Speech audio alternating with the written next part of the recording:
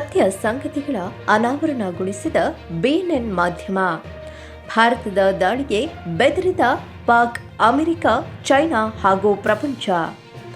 ಪರಮಾಣು ಹಾನಿಗೆ ಹೆದರಿದೆ ಅಮೆರಿಕ. ಭಾರತದ ಮುಂದೆ ಮಂಡಿಯೂರಿದ್ದ ಟ್ರಂಪ್ ಕದನ ವಿರಾಮ ಘೋಷಿಸಿದ್ದರ ಹಿಂದಿದೆ ಆ ರಹಸ್ಯ. ಇದು BNN ಎಕ್ಸ್ಕ್ಲೂಸಿವ್. ಭಾರತದೊಂದಿಗೆ ಯುದ್ಧಕ್ಕೆ ಸಿದ್ಧ ಎಂದು ಹಾರಾಡುತ್ತಿದ್ದ ಪಾಕಿಸ್ತಾನ ಭಾರತೀಯ ಸೇನೆಯ ಆಪರೇಷನ್ ಸಿಂಧೂರ ಕಾರ್ಯಾಚರಣೆಗೆ ಹೆದರಿ ಏಕಾಏಕಿ ಕದನ ವಿರಾಮ ಒಪ್ಪಂದ ಮಾಡಿಕೊಂಡಿರುವುದು ಇಡೀ ಜಗತ್ತಿಗೆ ತಿಳಿದ ಸಂಗತಿಯಾಗಿದೆ. ಆದರೆ ಭಾರತ ಪಾಕಿಸ್ತಾನ ನಡುವಿನ ಕದನ ವಿರಾಮ ಒಪ್ಪಂದದಲ್ಲಿ ಮಧ್ಯಸ್ಥಿಕೆ ವಹಿಸಿರುವುದಾಗಿ ಹೇಳುತ್ತಿರುವ ಅಮೆರಿಕ ಈ ವಿಚಾರವಾಗಿ ಅತ್ಯಂತ ರೋಚಕ ಸಂಗತಿಯೊಂದನ್ನು ಮುಚ್ಚಿಡುತ್ತಿದೆ ಎಂಬುದನ್ನು ಗುಟ್ಟು ರಟ್ಟಾಗಿರುವುದಿಲ್ಲ. ಹೌದು, ಪಾಕಿಸ್ತಾನದ ಪರಮಾಣು ಸ್ಥಾವರಗಳ ಮೇಲೆ ಭಾರತ ದಾಳಿ ಮಾಡಿತು. ಅದರ ಪರಿಣಾಮ ಪಾಕಿಸ್ತಾನದ ಪಿತ್ತ ನೆತ್ತಿಗೇರಿತು. ಪರಮಾಣು ಶೇಖರಿಸಿದ ಜಾಗವು ಭಾರತದ ಬ್ರಹ್ಮೋಸ್ ಹೊಡೆತಕ್ಕೆ ಬಿರುಕು ಬಿಟ್ಟು ಅನಿಲಗಳು ಹೊರಬರಲು ಪ್ರಾರಂಭವಾಯಿತು. ಈ ಶೇಖರಿಸಿದ ಜಾಗದಲ್ಲಿ ಅಮೆರಿಕದ ಪಾಲು ಇತ್ತು. ಈ ವಿಪತ್ತಿನಿಂದ ತಪ್ಪಿಸಿಕೊಳ್ಳಲು ಪಾಕ್ ಪ್ರಧಾನಿ ಹಾಗೂ ಟ್ರಂಪ್ಗೆ ಮುಂದೆ ದಾಳಿ ಮಾಡಲು ಬಿಟ್ಟರೆ ಆಪತ್ತೆಂದು ತಿಳಿದು ಮೋದಿಗೆ ಶರಣಾಗಿ ಬೇಡಿ ಕದನ ವಿರಾಮವನ್ನು ಗಿಟ್ಟಿಸಿಕೊಂಡಿರುವುದು ಸತ್ಯ. ಪಾಕಿಸ್ತಾನದ ಪರಮಾಣು ಸ್ಥಾವರಗಳ ಮೇಲೆ ಭಾರತದ ದಾಳಿ ಸಂಭವನೀಯತೆಯನ್ನು ಪರಿಗಣಿಸಿ ಅಮೆರಿಕದ ಉಪಾಧ್ಯಕ್ಷ JD ವ್ಯಾನ್ಸ್ ಮತ್ತು ಕಾರ್ಯದರ್ಶಿ ಮಾರ್ಕ್ ರುಬಿಯೋ ಅವರು ಕದನ ವಿರಾಮ ಒಪ್ಪಂದಕ್ಕೆ ಬರುವಂತೆ ಪಾಕಿಸ್ತಾನದ ಮೇಲೆ ಒತ್ತಡ ಹೇರಬೇಕೆಂದು ಅಧ್ಯಕ್ಷ ಡೊನಾಲ್ಡ್ ಟ್ರಂಪ್ ಅವರನ್ನು ಕೇಳಿಕೊಂಡಿದ್ದರು ಎಂದು ವರದಿಯಾಗಿದೆ.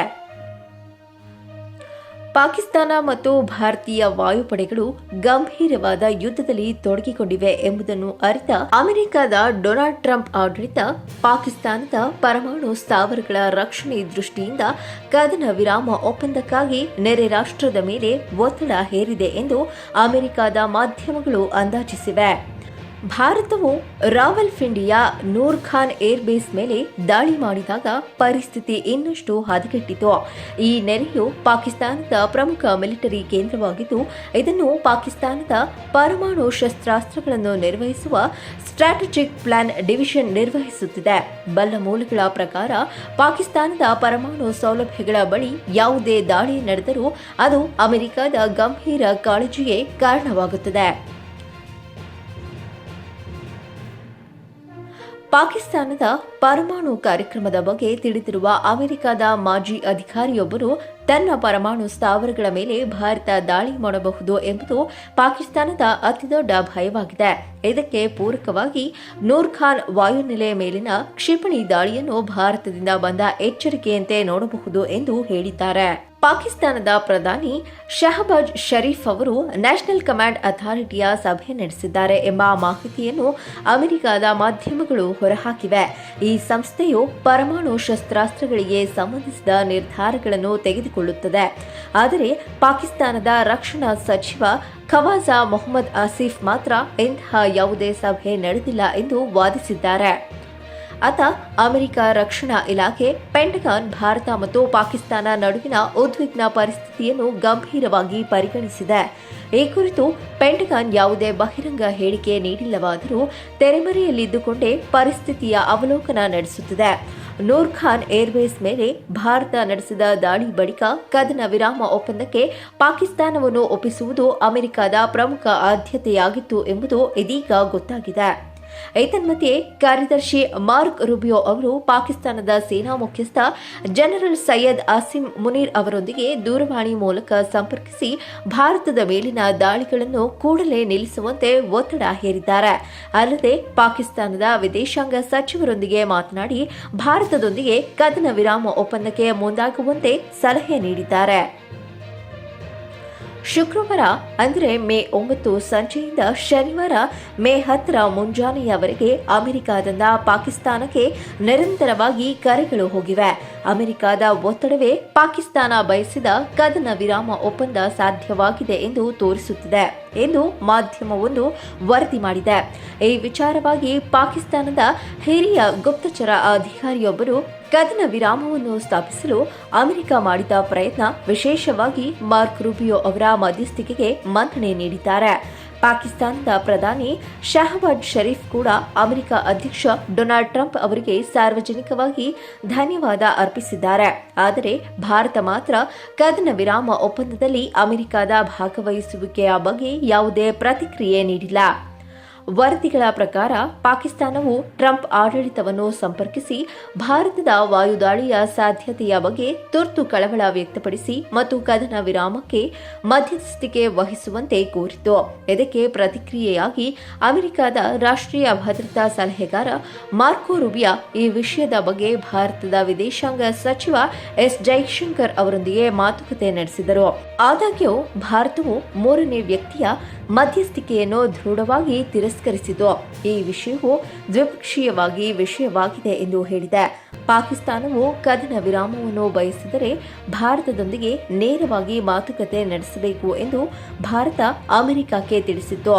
ತರುವಾಯ ಎರಡು ದೇಶಗಳ ಮಿಲಿಟರಿ ಕಾರ್ಯಾಚರಣೆಗಳ ಮಹಾನಿರ್ದೇಶಕರು ಭಾರತದ ಲೆಫ್ಟಿನೆಂಟ್ ಜನರಲ್ ರಾಜೀವ್ ಘಾಯ್ ಮತ್ತು ಪಾಕಿಸ್ತಾನದ ಮೇಜರ್ ಜನರಲ್ ಕಾಶಿಫ್ ಅಬ್ದುಲ್ಲಾ ಚೌಧರಿ ನಡುವೆ ನೇರ ಸಂಭಾಷಣೆ ನಡೆಯಿತು.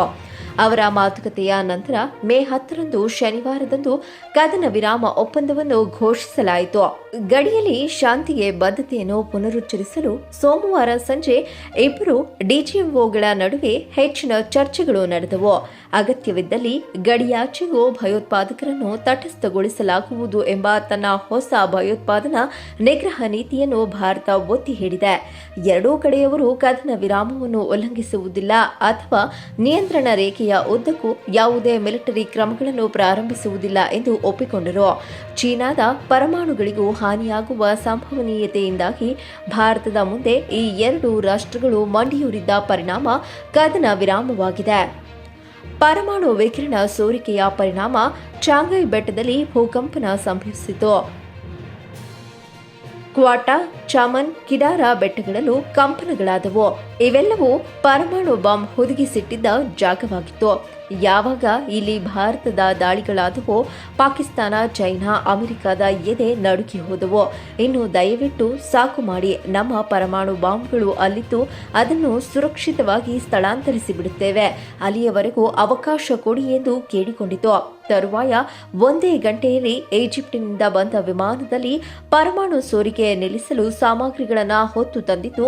ಹಾಗೆಯೇ ಅಮೆರಿಕದ ಪರಮಾಣು ಸೋರಿಕೆ ಖಾತ್ರಿಪಡಿಸಲು ವಿಶೇಷ ವಿಮಾನವೊಂದು ಸ್ಥಳಕ್ಕೆ ಧಾವಿಸಿ ಪರಮಾಣು ಸೋರಿಕೆಯನ್ನು ತಡೆಯುವ ಪ್ರಯತ್ನ ನಡೆಯಿತು. ತತ್ಪರಿಣಾಮ ಭಾರತ ಕದನ ವಿರಾಮಕ್ಕೆ ಒಪ್ಪಿದೆ ಹೊರತು ಟ್ರಂಪ್ ಭಯದಿಂದಲ್ಲ. ಈ ವಿಚಾರವನ್ನು ಬೇಕೆಂದಲೇ ಮುಚ್ಚಿಡಲಾಗುತ್ತಿದೆಯಷ್ಟೇ. ಪಾಕಿಸ್ತಾನದಲ್ಲಿ ಎರಡೆರಡು ಭೂಕಂಪಗಳು ಸಂಭವಿಸಿದ್ದು ನಿಜವೇ. ಪಾಕಿಸ್ತಾನದಲ್ಲಿ ಮೇ 10 ಹಾಗೂ ಮೇ 12ರಂದು ಎರಡು ಭೂಕಂಪಗಳು ಸಂಭವಿಸಿದೆ ಎನ್ನುವ ಸುದ್ದಿ ಎಲ್ಲೆಡೆ ಹರಿದಾಡಿತ್ತು. ಹಾಗಾದರೆ ಅವೆರಡು ಭೂಕಂಪವೇ ಹೌದಾ ಎನ್ನುವ ಪ್ರಶ್ನೆಯೂ ಕಾಡಿದೆ. ಭೂಕಂಪದ ತೀವ್ರತೆ 5.7 ಆಗಿತ್ತು. ಈ ಶನಿವಾರ ಬೆಳಗಿನ ಜಾವ ಇಲ್ಲಿ ಭೂಕಂಪ ಸಂಭವಿಸಿದೆ. ಕೇವಲ ಒಂದು ನಿರ್ದಿಷ್ಟ ಪ್ರದೇಶದಲ್ಲಿ ಮಾತ್ರ ಈ ಭೂಕಂಪ ಸಂಭವಿಸಿದೆ. ಆದರೆ ಆ ಪ್ರದೇಶದಲ್ಲಿ ಪರಮಾಣು ನೆಲೆಗಳು ಇರುವುದು ಕಂಡುಬಂದಿದೆ. ಅಲ್ಲಿ ಪರಮಾಣು ಚಟುವಟಿಕೆಗಳು ನಡೆಯುತ್ತಿರುವುದು ಕೂಡ ಕಂಡುಬಂದಿದೆ. ಸಾಮಾನ್ಯವಾಗಿ ಭೂಮಿಯಲ್ಲಿ ಅಡಗಿಸಿರುವ ಫಲಕಗಳು ಒಂದಕ್ಕೊಂದು ಘರ್ಷಣೆಯುಂಟಾದಾಗ ಮಾತ್ರ ಭೂಕಂಪ ಸಂಭವಿಸುತ್ತವೆ ಎಂದು ಹೇಳಲಾಗುತ್ತದೆ. ಫಲಕಗಳು ಪರಸ್ಪರ ಡಿಕ್ಕಿ ಹೊಡೆದು ಟೆಕ್ಟೋನಿಕ್ ಚಟುವಟಿಕೆ ನಡೆದಾಗ ಭೂಕಂಪಗಳು ಸಹ ಸಂಭವಿಸುತ್ತವೆ. ಪ್ಲೇಟ್ ದೂರ ಹೋದರೂ ಭೂಕಂಪಗಳು ಸಂಭವಿಸುತ್ತವೆ. ಆದರೆ ಪರಮಾಣು ಬಾಂಬ್ ಸ್ಫೋಟಗೊಂಡರೂ ರಿಕ್ಟರ್ ಮಾಪಕ ಭೂಕಂಪ ಎಂದು ಹೇಳುತ್ತದೆ.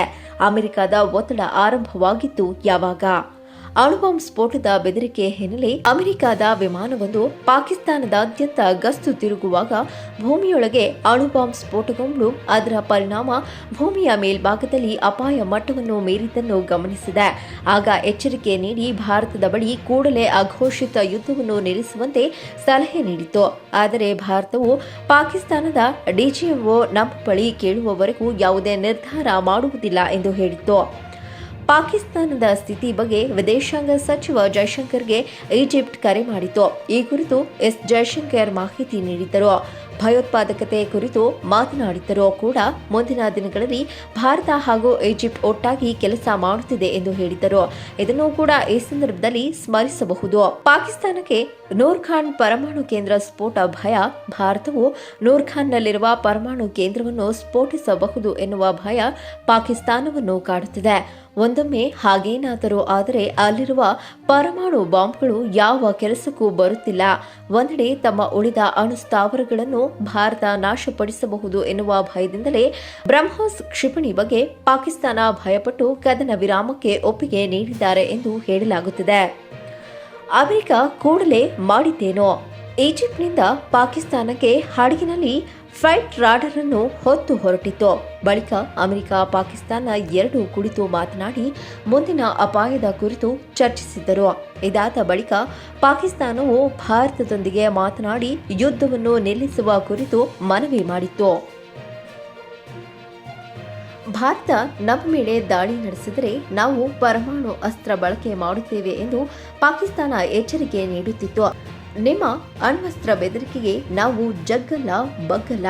ನಾವು ಯಾವ ರೀತಿ ಪ್ರತಿಕ್ರಿಯೆ ನೀಡಬೇಕೋ ನಾವು ಅದೇ ರೀತಿ ಪ್ರತಿಕ್ರಿಯೆ ನೀಡುತ್ತೇವೆ ಎಂದು ಹೇಳುವ ಮೂಲಕ ಭಾರತ ಎಲ್ಲದಕ್ಕೂ ಸಿದ್ಧವಿದೆ ಎಂಬ ಸಂದೇಶ ರವಾನಿಸಿದರು.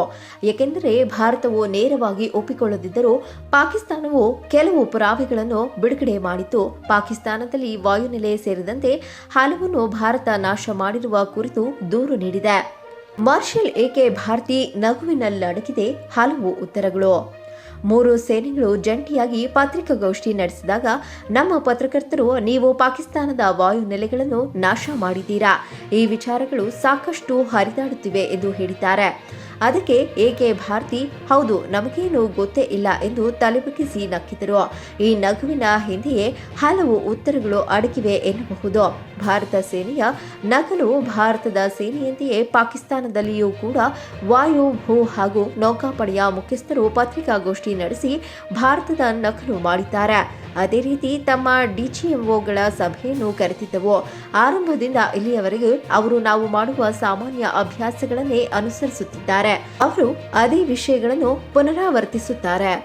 ಅಮೆರಿಕಕ್ಕೆ ಪರಮಾಣು ಬೆದರಿಕೆ ಹಾಕಿತ್ತ ಪಾಕಿಸ್ತಾನ?